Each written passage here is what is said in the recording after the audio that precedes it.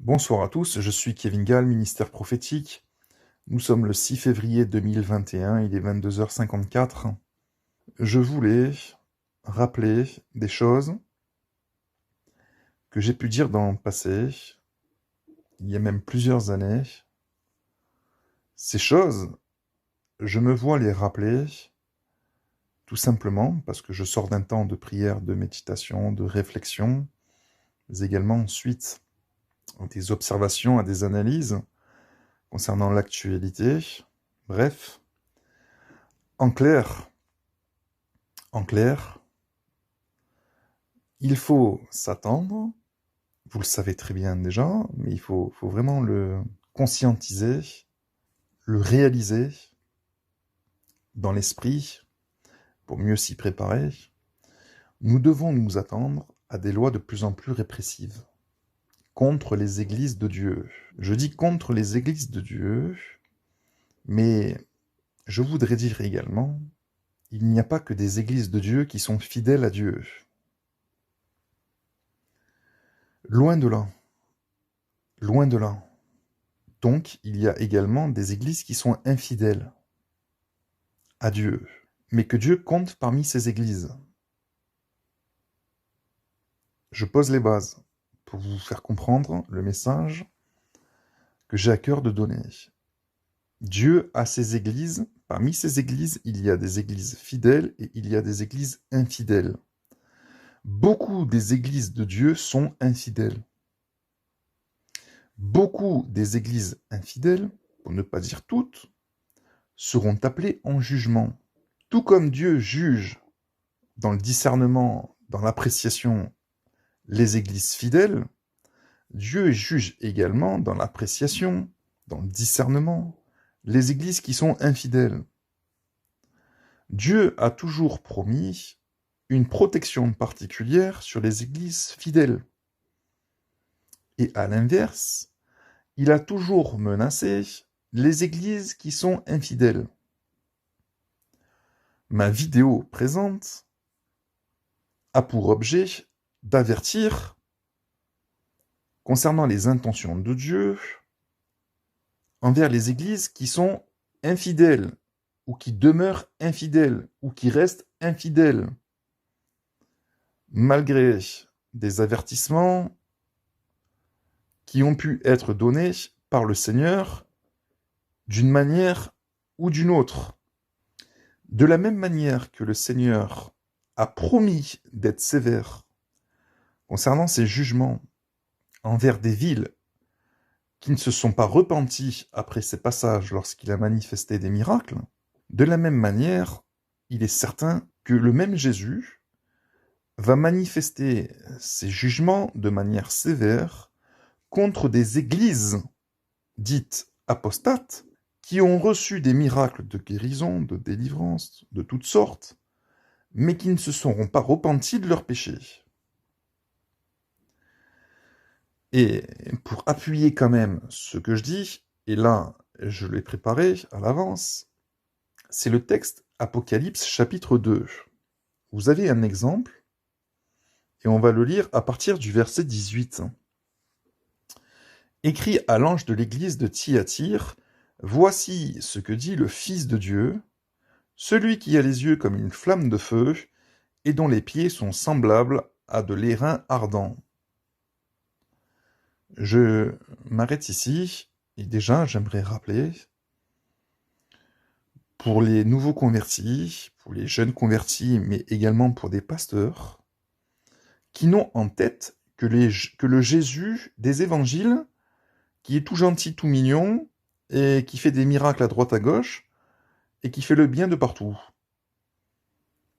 J'aimerais rappeler que Dieu, par Apocalypse, nous présente un Jésus d'une autre affaire.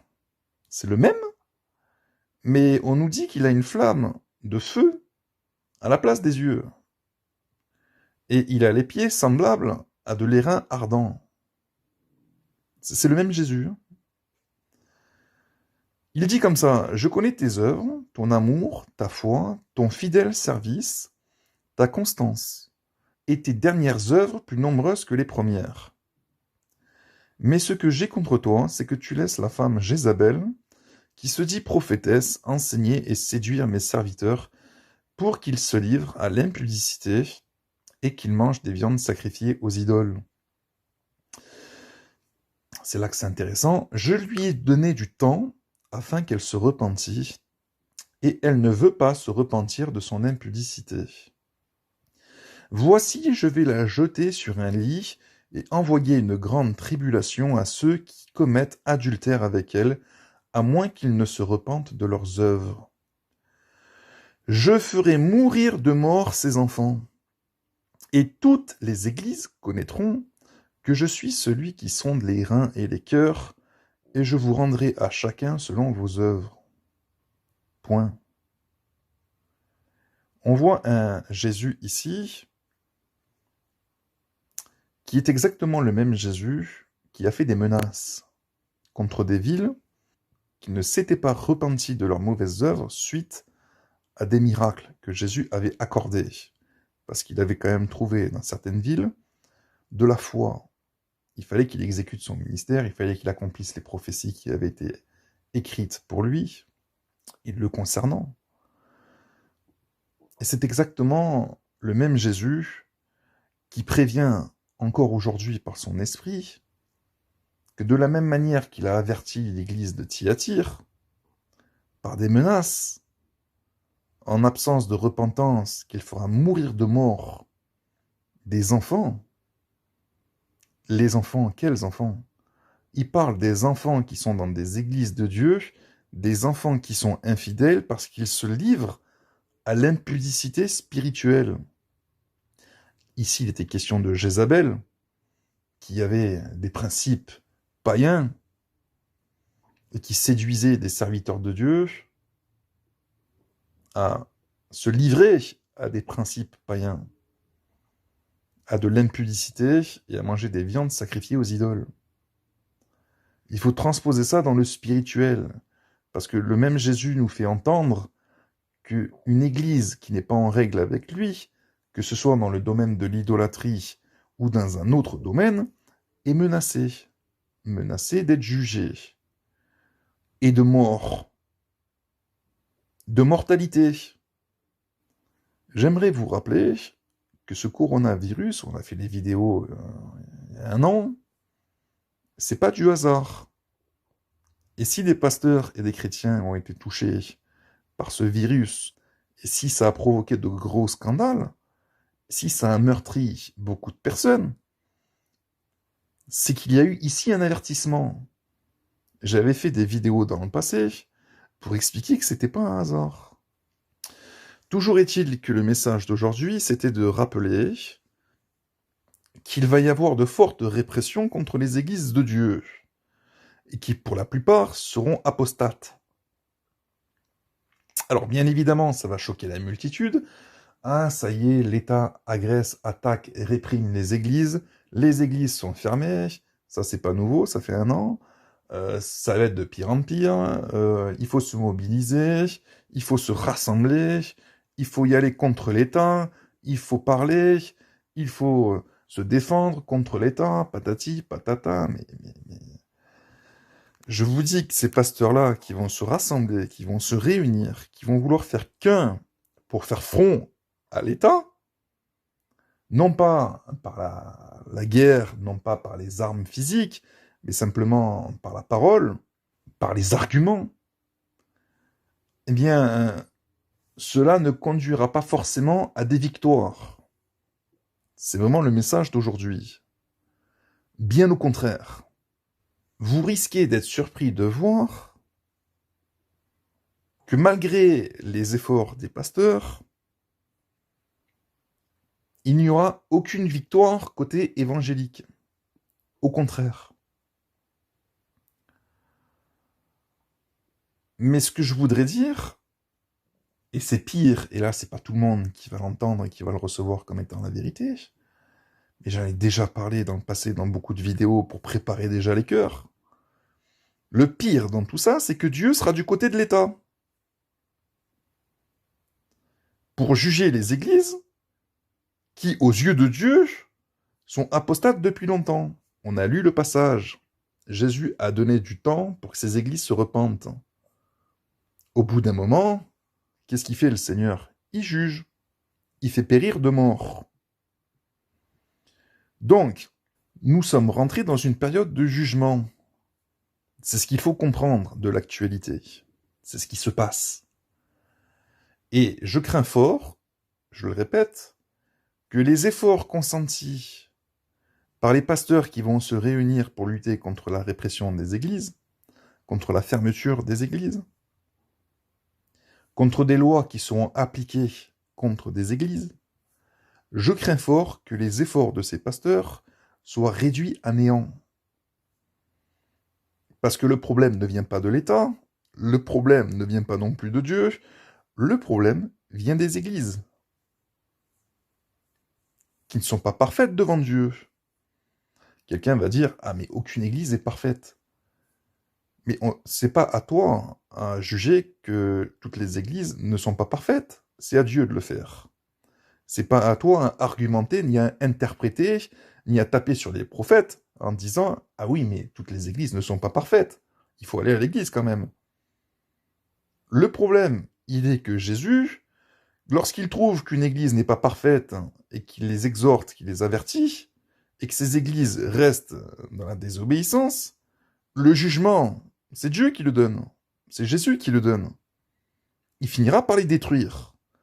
À ce moment-là, il ne faudra pas parler de persécution à cause de la fidélité envers Dieu. Il faudra parler de jugement de Dieu à cause de l'infidélité des églises, qui sont apostates. Et ce que je crains, je le répète, mais c'est ce qui va arriver.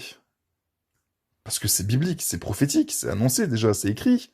C'est que l'apostasie va entraîner une mobilisation des églises qui vont lutter contre des forces autoritaires et que cette force autoritaire va prévaloir sur les églises.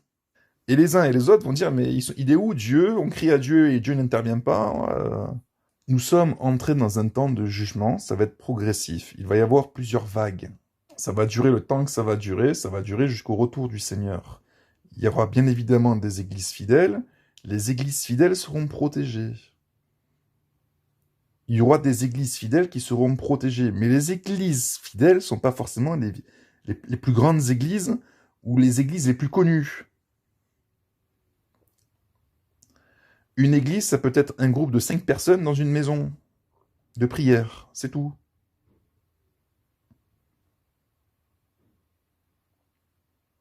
Il va y avoir trop de confusion. Moi, c'est ça qui me saisit le cœur. C'est qu'il y a beaucoup de gens qui seront dans la confusion. Et les premiers à être dans la confusion, ce sera des pasteurs. Je ne sais pas quand est-ce qu'il y aura ce tourbillon qui va arriver, cette vague déferlante qui va arriver. Mais c'est en train de se mettre en place.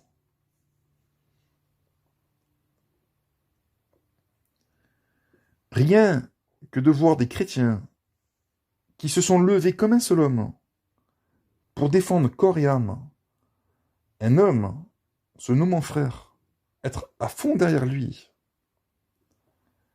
le défendre même là où il est indéfendable, se rendre aussi coupable que lui dans l'injustice, c'est de la folie, c'est de l'apostasie, ça ouvre des brèches à Satan, c'est sûr, ça donne le droit à Satan d'attaquer les églises après. C'est pour ça qu'il faut suivre Christ et les apôtres. Il faut les suivre comme s'ils étaient encore vivants sur la terre. C'est eux qu'il faut suivre, en esprit. Ils sont là-haut dans le ciel, mais leurs écrits restent. L'Esprit Saint qui les avait reste à travers leurs écrits. Et l'Esprit du Seigneur est vivant. Il habite dans les corps des croyants. Il ne faut pas se livrer à des passions, à des mauvaises œuvres, à des choses qui sont comme ça, et qui provoquent toutes sortes de confusions, de divisions, de troubles. Et on a vu de meurtres. Toutes ces révoltes, ces revendications, le poing levé, à crier dans les rues, à vouloir se mobiliser contre l'État, toutes ces choses-là, ça vient pas de Dieu. C'est pas comme ça que ça marche. Donc, je sais à l'avance que les efforts futurs des pasteurs à se mobiliser pour faire comme un seul corps, un seul homme, à revendiquer des droits au nom du christianisme, au nom de la Bible, toutes ces choses, toute cette force que vous allez manifester ne servira à rien. Vous ne gagnerez pas. Parce que vos églises ne sont pas conformes à la volonté de Dieu. Et surtout, parce qu'au moment où vous avez pu être averti par le Seigneur, non pas par un homme, mais par l'Esprit de Dieu, vous vous êtes moqué. Et vous avez même attaqué l'Esprit qui vous exhortait et qui vous avertissait. Là, je parle que Dieu a pu parler à différentes églises sur des erreurs, sur des problèmes, sur des dérives, sur des cas de désobéissance doctrinale ou individuelle ou collectif, et qu'il n'y a pas eu de sanction appropriée, qu'il n'y a pas eu de repentance claire, qu'il n'y a pas eu de confession, qu'il n'y a pas eu d'amélioration aux yeux de Dieu. Il y aura forcément un jugement pour ça. J'ai peur que beaucoup ne connaissent pas le Seigneur. C'est vraiment ma plus grosse crainte. Et qu'à force de voir des séries télévisées chrétiennes, qui d'ailleurs, par la même occasion, inventent beaucoup de choses, c'est vraiment du cinéma, du spectacle qu'on fait, et dedans on glisse des mensonges, ça aussi c'est dangereux, il faut faire attention. C'est bien beau de faire du spectacle, de vouloir faire de l'évangélisation, mais quand il y a des erreurs, quand il y a des mensonges qui sont dedans, je suis désolé, ça devient un problème. Mais rien que ça suffit pour déplaire à Dieu. Vaut mieux rester à la parole de Dieu écrite, et chacun la comprendra avec l'aide du Saint-Esprit, c'est très bien comme ça. Vous voulez faire du spectacle? Ben, écoutez, si vous voulez faire du spectacle, est-ce que les apôtres de Jésus-Christ faisaient du spectacle? Vu comme ils étaient persécutés, il n'y avait pas de show, il n'y avait pas de spectacle là. Ils n'étaient pas en train de faire du cinéma. Et à l'heure actuelle, il y a cet esprit de show, de vouloir faire du spectacle pour attirer les foules à Christ. C'est pas comme ça. C'était pas comme ça qu'il fallait travailler. Et quitte à refaire du théâtre, à refaire des scènes, des séquences bibliques, il vaut mieux s'attacher à exactement ce qui est écrit, sans inventer des choses qui ne sont pas bibliques. Je le répète.